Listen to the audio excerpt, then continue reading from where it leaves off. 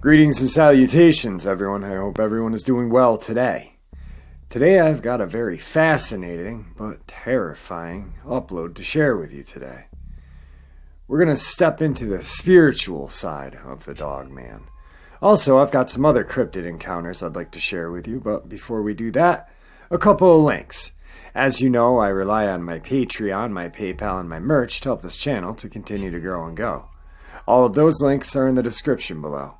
I also have a second channel for creepypasta, fanfiction, and scary voice acting. Stories that really don't fit on this channel. Now, if that's anything that you're into, follow that link and give those stories a listen. You may just like what you hear. Now I've taken enough of your time. Let's get on with these terrifying encounters, shall we? Today's first encounter is a spiritual side of the Dogman. In 1952, a young boy named Bill Ramsey was going to experience something so terrifying, it went beyond a possible explanation. Born and raised in Essex near London, Bill had quite a normal life, until one day he was playing outside when a wash of cold air came over him. The boy almost vomited because of the horrible and unbearable smell surrounding him. As he was taken over by a creature of some kind, his mother calmed him down, made him seemingly feel better. Moments later, an intense and violent anger took over him. He found he had superhuman strength as he ripped out a nearby fence and threatened his parents with it. Naturally, they were scared of him and ran and stayed away from him as long as possible. However, for Bill, it was not over. A dark demon-like growl emerged from deep within inside of Bill, as the fence wiring was now a toy to him. Then, as quickly as it started, the experience was over. Bill didn't experience another episode of Takeover for 15 years. By now, Bill was a husband and father. But just as 15 years earlier, Bill started to have night after night of unstoppable nightmares, and the same feeling that washed over him as a boy. This time, the nightmares lasted 18 months until he awoke one night and experienced the same demonic growl come from deep inside of him. It went quiet again for another 15 years until, one night out with friends, the familiar nightmarish feeling came over him again. He went to the bathroom and was horrified with his reflection in the mirror. It revealed a werewolf. Just a few hours later, Bill began to attack his friend. The werewolf inside of him took over. It took several attempts to calm him down. Over the next few years, these incidents became more frequent, and he ended up attacking more and more people. Bill was powerless in his attempts to stop the beast from taking over. When life began to be an utter hell for the Ramseys in the late 80s, it seemed like nothing could be done to stop the beast. But miraculously, help arrived in the form of Ed and Loraine Warren. Nobody else but the couple would believe Bill in his story. Call it great timing, but while on a visit to London, the ever so strange but yet infamous case regarding Bill was aired on television. Loraine, as she is known to do, had the feeling that something was not right. Something needed to be done. They needed to help him. After many conversations between the two families, Bill finally went to Connecticut to get an exorcism done. Not the most ideal thing, but that was the only option. Bishop Robert McKenna, a faithful priest for the Warrens, was designated for this case. However, as the time grew closer to the moment of exorcism, the beast would show itself again. This time, Bill almost killed his wife. An event that made the couple all the more determined to get rid of this parasite from their lives. The demon/werewolf put a huge fight up before seemingly leaving Bill's body. Even though Bill's body took a werewolf's transformation during the exorcism, humanity still won.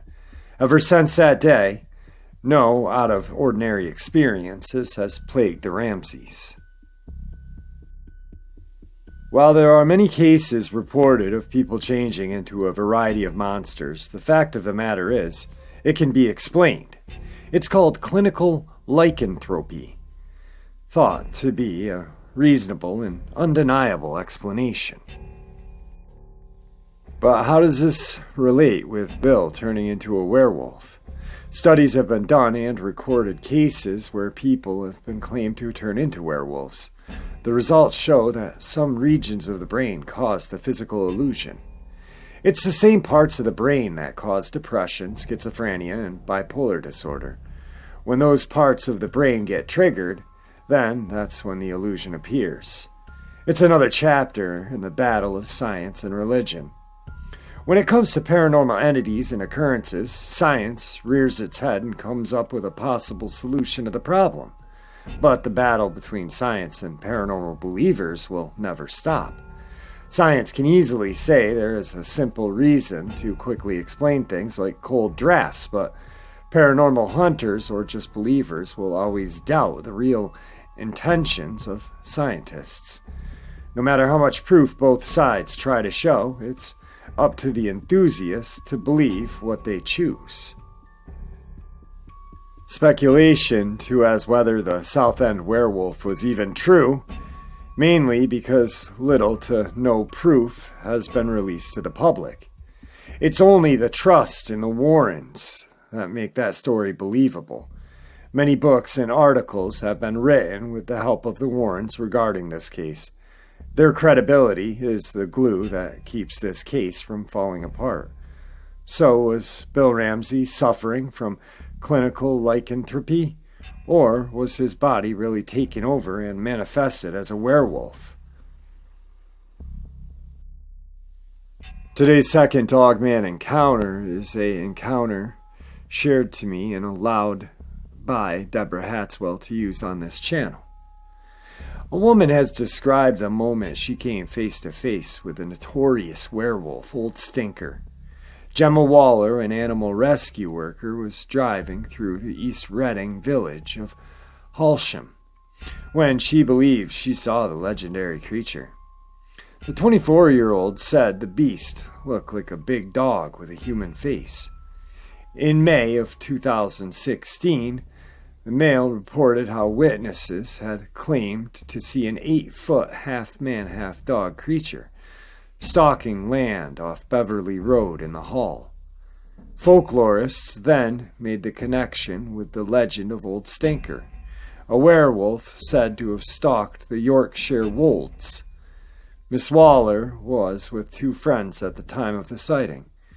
She said, "We were driving down this country lane on our way to get some pizza, and my friend in the back seat said he had seen a fox.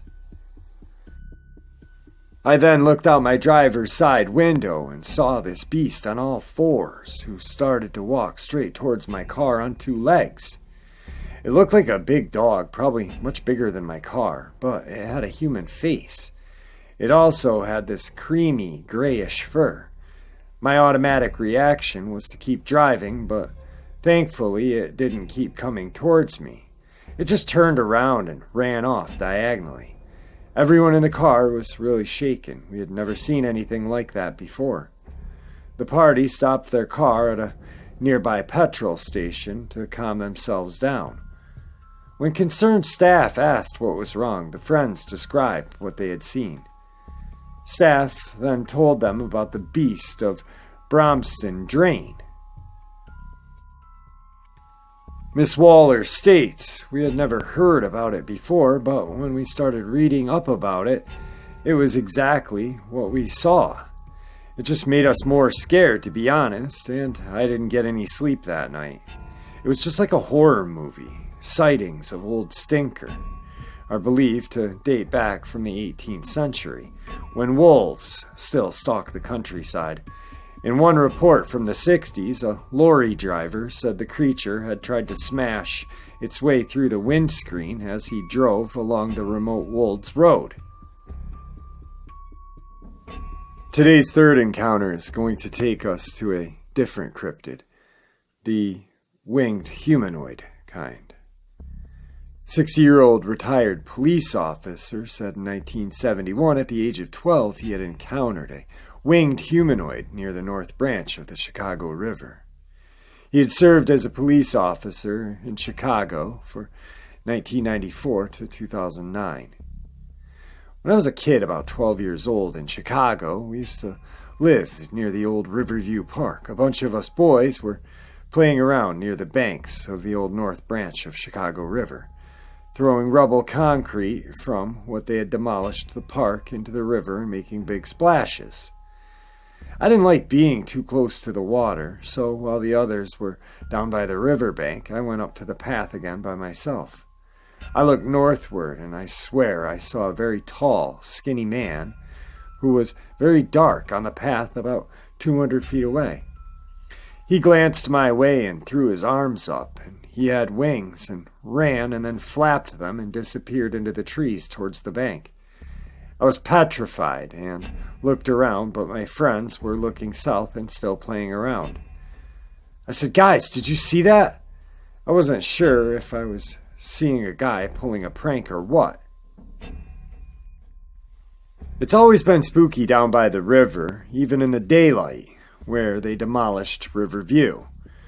I tried to explain what I had seen to my friends, but they told me to shut up and didn't pay attention to me because I was smaller and younger than them.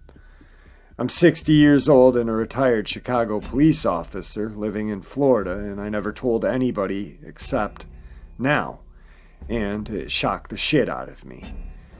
I also got the feeling that something evil that day, and I wanted to go home immediately. I tried to look at its face when it glanced at me.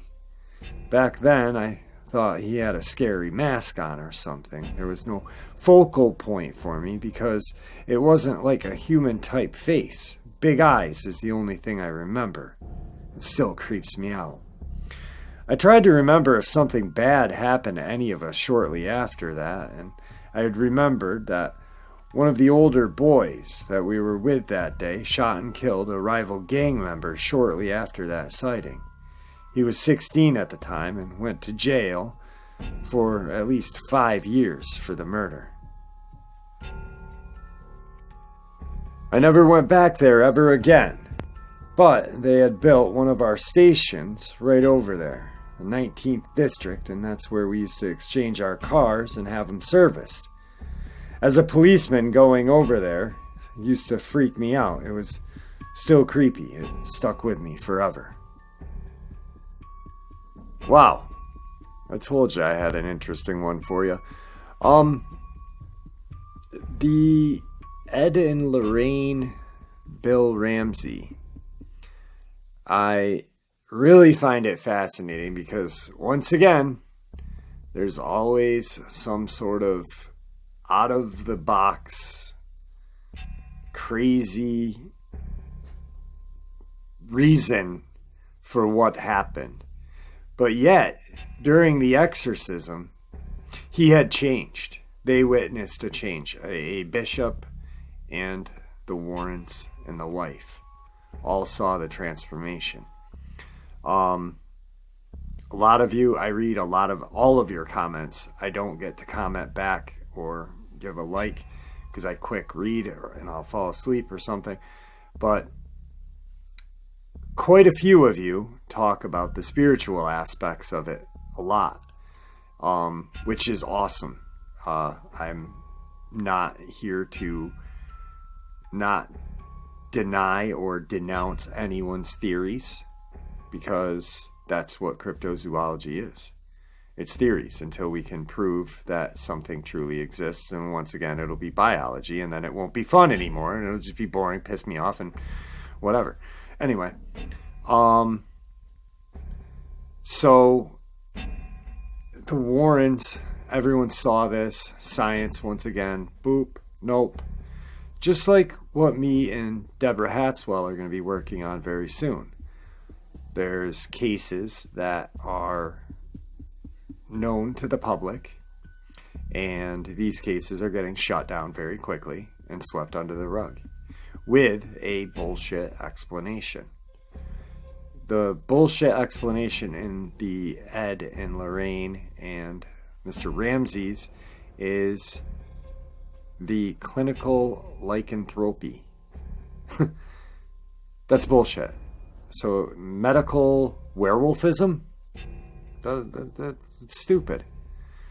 And then, of course, it just so happens to be in the brain where schizophrenia and bipolar disorder is, and then he turns into a werewolf in his own head. I fucking hate science. I mean, I like science, but I hate it when it, just tries to fuck with shit that it shouldn't fuck with. Stay out of religion, stay out of the paranormal, stay out of cryptozoology until you can prove that it then exists, and then it can be biology, and then you can stick your fingers in it and have all the fun you want. Okay? Just leave our shit alone. This is our shit, not your shit. The old stinker thing. I have been fascinated by that. There's so many different accounts. The other day when I did the United Kingdom upload, I had mentioned old stinker. Baboon-like face. So it did have a snout, but not so long, not so pronounced. Very aggressive looking. Very long arms. Dark, very black. Creepy as hell. Glowing red eyes. Just your atypical Dogman. But so many people had seen it. Just like that in the 70s during the panic in Ohio. Countless many reports. Same way with old stinker. The beast of Bromston Drain is, if you guys aren't familiar with what that is, a lot of you will. But it's this huge Dogman werewolf that lives in this drainage pipe area or somewhere around it. This woman was walking, one of the most known cases, this woman was walking her dogs, and I think it grabbed one of the dogs, and she ended up taking off, or she took off with both dogs under her arms. I'm not really sure. It's been so long since I've, and with everything going on in my life, I just don't remember everything completely. So that's another amazing, terrifying Dogman that's notable in England. I wanted to do something with the winged humanoids. There's been a lot of cases, a lot of sightings, numerous sightings, more so than, and just, I think for the last year and a half, there's just been countless sightings. And like the police officer said, I tried to think of something bad that happened after seeing it. And right as rain, one of his buddies went to jail or prison for killing somebody. I think these harbingers are trying to tell us something. Something big is gonna happen. I don't really know what, but I think something big is gonna happen in the Chicago, Michigan area. Not so much Dogman area, but I'm talking like Lake Michigan, around that area. Maybe it has something to do with the Dogman. We never know. We just don't know. There's just so many things that are going on. I was talking to a friend of mine who is huge into the paranormal, but he loves reading extraterrestrial sightings and stuff like that. Now, supposedly there's this organization that has found out that they are going to make themselves known within the next couple of years. Maybe that's what these harbingers, these winged humanoids, are trying to tell us, is the aliens are coming and they're going to fuck you up. No, they're probably not going to do anything to us. They'll probably realize we're already fucked up enough and just fly away. But, you know, who's to say that that's not something?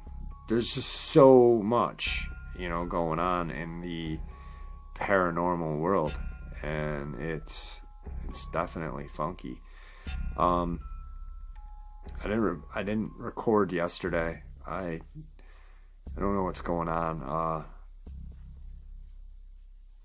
A subscriber of mine, Brian, who I want to thank you for your Christmas gift, and God bless you, man. Wow. Brian Williams.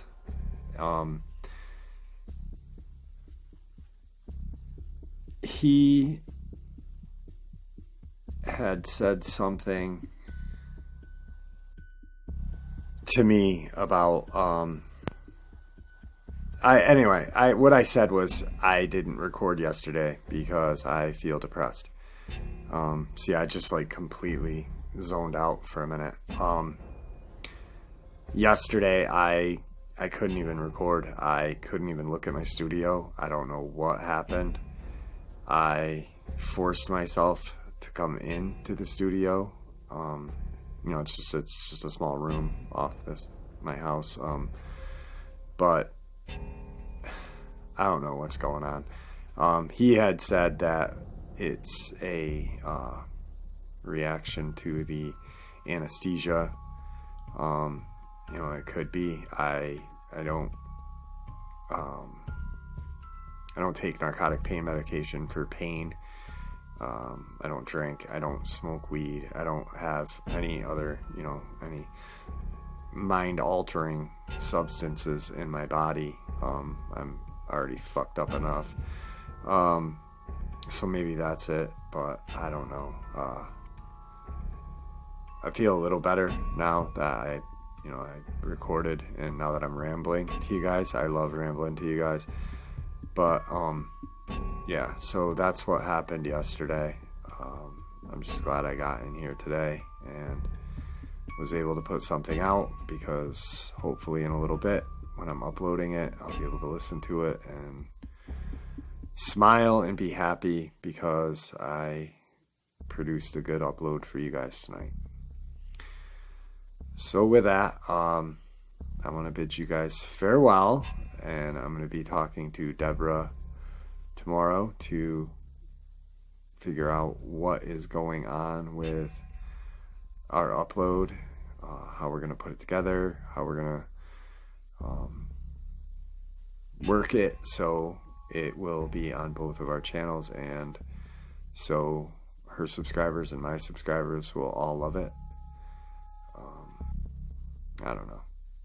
Anyway, I'm going to shut my face up right now, and I'm going to bid you guys farewell until tomorrow. Thank you.